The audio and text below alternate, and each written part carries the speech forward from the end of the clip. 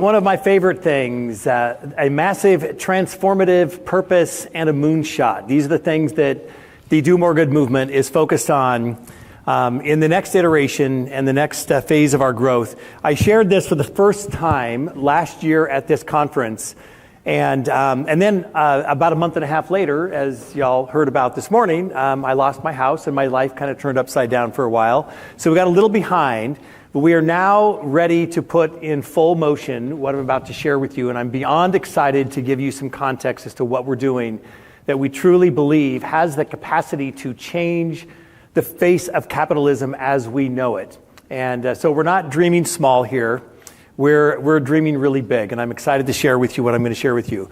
First thing I want to share, though, is at the Do More Good movement, we have this thing on our website. If you go to the website at domoregood.com, it's called the Good Network. This is a list of organizations and associations and frameworks and other movements and ideas and organizations that are doing really amazing work around social impact or social investing and or environmental impact. And we are adding a new category into this good network. We used to call this, by the way, our fellow travelers, but because we are now pursuing the traveler's path as our education plan and platform, as we shared earlier this morning, we renamed it to the Good Network, and we're really excited about expanding this over the next several months. So the newest category in our Good Network are evergreen resources. And I want to start just by making it clear what an evergreen company is and what an evergreen company means. It essentially, this is from the Tugboat Institute, which was an organization created about 10 years ago. I was in the founding organization when it got off the ground. That is redefining the way that businesses think about their role in the world.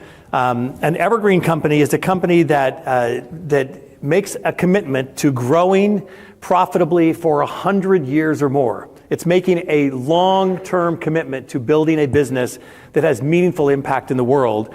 And success is not necessarily based on having an exit or a financing thing that blows out the ceiling on them. It's about how well they achieve their purpose. It's a different way to think about business.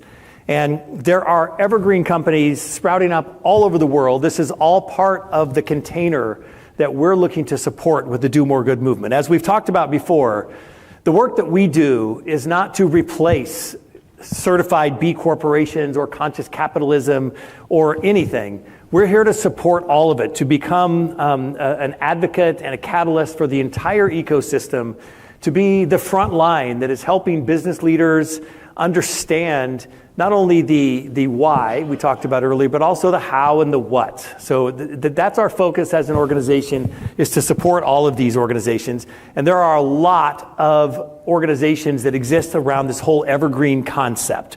These are enterprises and organizations that are sprouting up all over the world, mostly in the United States, that are organizing companies that are looking to do what Mirren talked about earlier, where she took her company down a path of employee ownership. An ESOP, an employee stock ownership plan, is one of the most common ways for a business to essentially, instead of sell the business to another buyer or to a family member or maybe to a member of your team, it's a way to sell a business and transfer ownership to employees. So a lot of organizations here. I'm just going to focus on one in this conversation. It's an organization called Purpose. Purpose.us. And this organization's goal is to simply dethrone shareholder primacy as the defining feature of capitalism. Again, there's nothing wrong, and I made this emphatic point about this morning. There's nothing wrong. In fact, there's a lot noble in profit, in generating profit for a business, for a company. That's what a business should be focused on. What we're talking about is that being the only reason that a business exists, which is the argument that has often been made. There are two principles of steward ownership. One is that profits are reinvested, used to repay investors, to share with stakeholders, donated to charity, essentially whatever the business's stated purpose is. And then secondly, that it's self-governed. And what that means is the best way for any organization of any kind to run, any business or nonprofit, anything, is that the people who are are making decisions are the same people that have a stake in the outcome. It just makes sense. So what we're talking about here is that the control and the governance of a business be focused on the people that have the most day-to-day involvement, that are plugged in on a day-to-day basis. It just makes complete sense. So those are the two defining features of steward ownership. There's a lot that's been going on in this space. There was a 60-minute special about 10 months ago now that featured Pete Stavros, the head of KKR, which is one of the largest private equity firms in the world. He's getting a lot of the businesses, not all of them, some of the businesses they purchase, and they are essentially creating employee ownership plans or some kind of ESOP or some kind of employee ownership plan in those companies. It's the first step that we've seen on a major scale from a private equity firm that is taking a big step in the right direction. I don't hide my feelings about the way I feel about private equity. Private equity essentially is a model where people that have big funds and wealthy families mostly, and wealthy groups of individuals that pool their money together, and they buy companies. And I have had conversations with more than 100 owners that have sold their company to private equity. And they will say to me, usually not publicly, but in private, and so I'm not going to name any names or tell on anyone, but they will say to me, oh my, it's like the worst thing that's ever happened, other than the fact that they were able to take cash off the table and go do whatever they wanted to do next in their life. Their employees nearly always, if not often, their employees suffer the fate of being transferred into an organization whose primary motive is to take as much out of that as possible, as much value, to just draw the value out of it. So employee ownership is a really important model. There's a lot that's happened. Back in 1975, there were laws passed in the United States that made employee ownership more advantageous. So from a tax perspective, it made more sense for businesses to potentially choose this model. Now, 50 years later, there are around 6,700 companies in the United States. This is all US-based data, and around 15 million owners of companies that are employee owners of businesses. So we've come a long way. And you know, we've already mentioned, Chris Marquez mentioned this morning Patagonia, and I'm gonna do it again because it is the most notable model and it's the one that inspired us to make a shift and a change into the direction we're going. If you don't know the story, Yvon Chouinard he's the founder of Patagonia.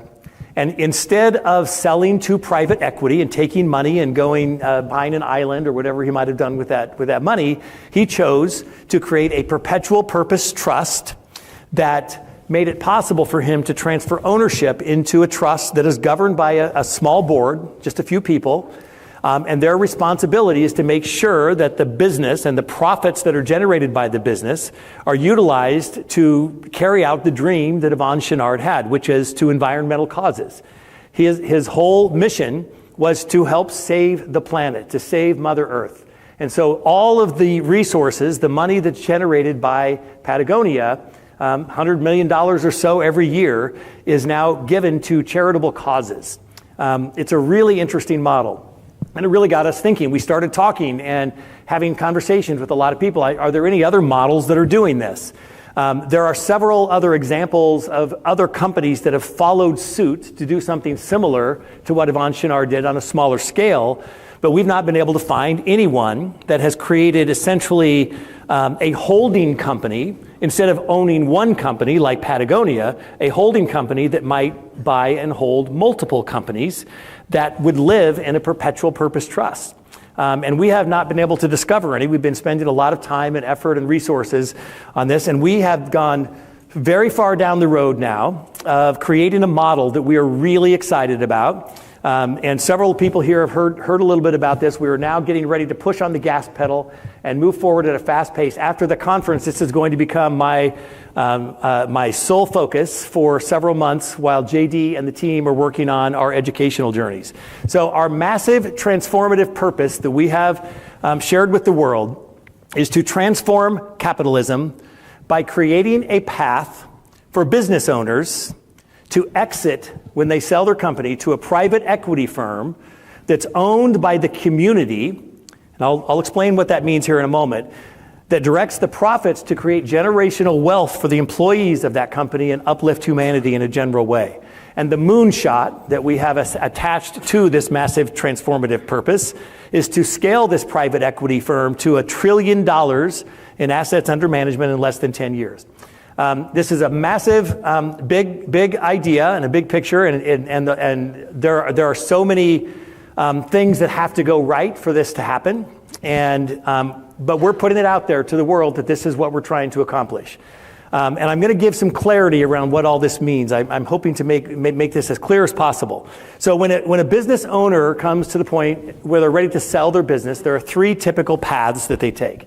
They list it with the business broker, or they take it to somebody to help them sell it to private equity, or they might sell it to their employees, or they might transfer ownership to a family member. And there's usually a little bit of a ratchet down in price at every one of those things in terms of what they get out of it.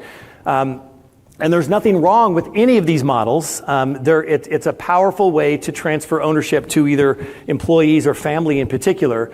But the motivation behind why people do these various things is really what we were interested in. So I want you to I'm going to pause for a second. I want you to think.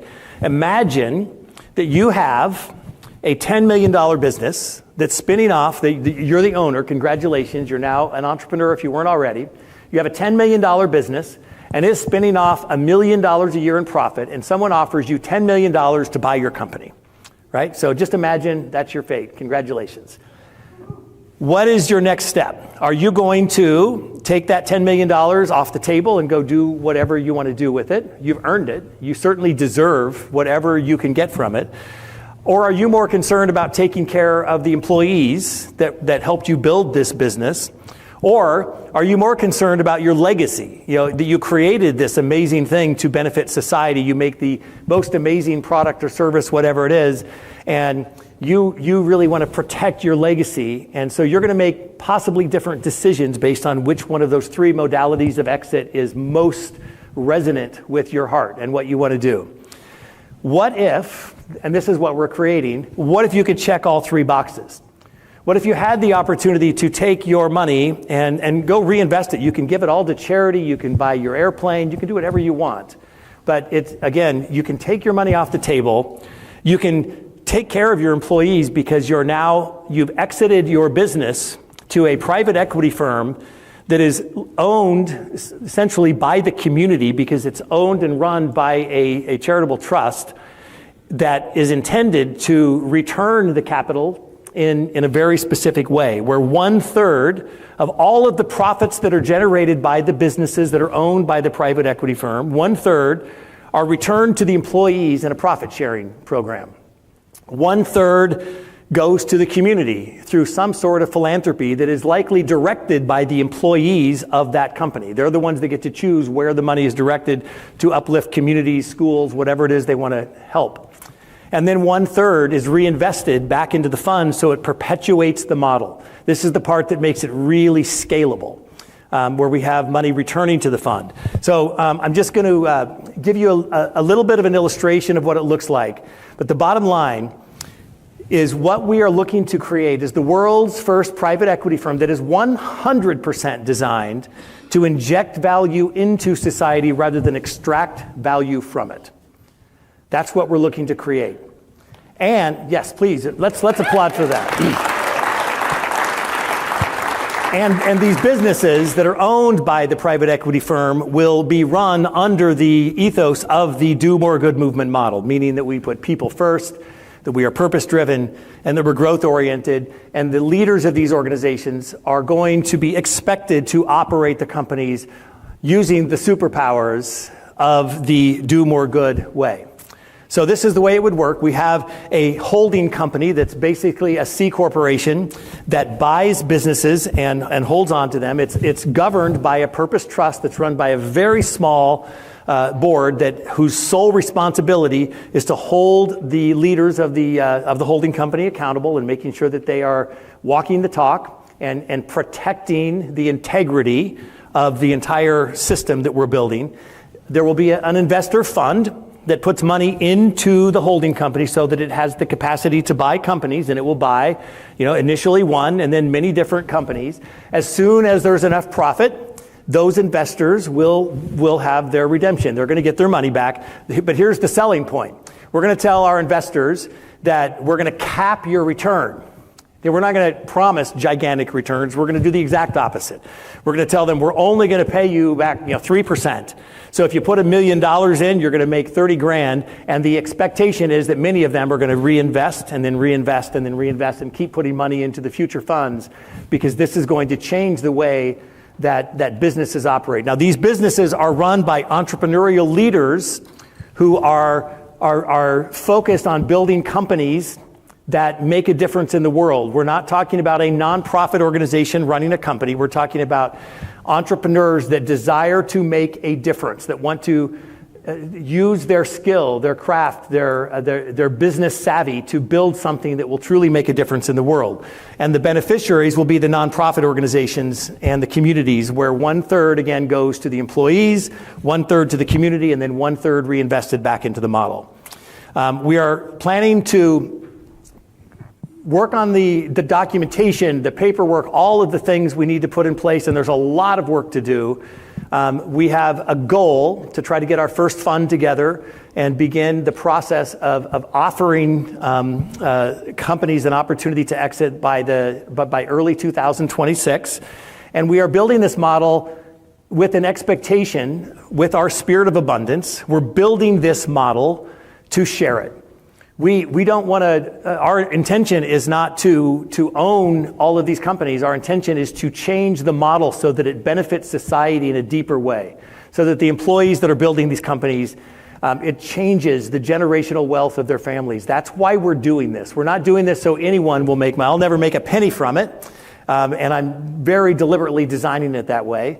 Nor will the people who are on the governance board. They will have a very small salary attached to it. They're doing this because we believe that it will make a profound difference in the world when we can change the tide of the way these things are happening. Again, we're going to start putting the pedal down on this in the next couple of months as we start to work on the various ideas.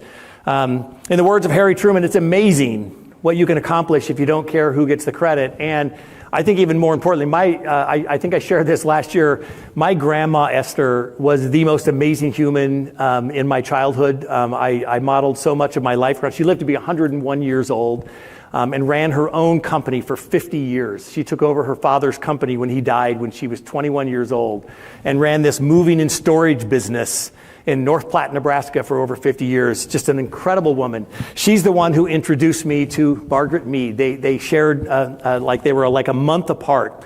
Margaret Mead is the real Indiana Jones. Read about her and learn about some of the things that she did in her lifetime. She is a remarkable human.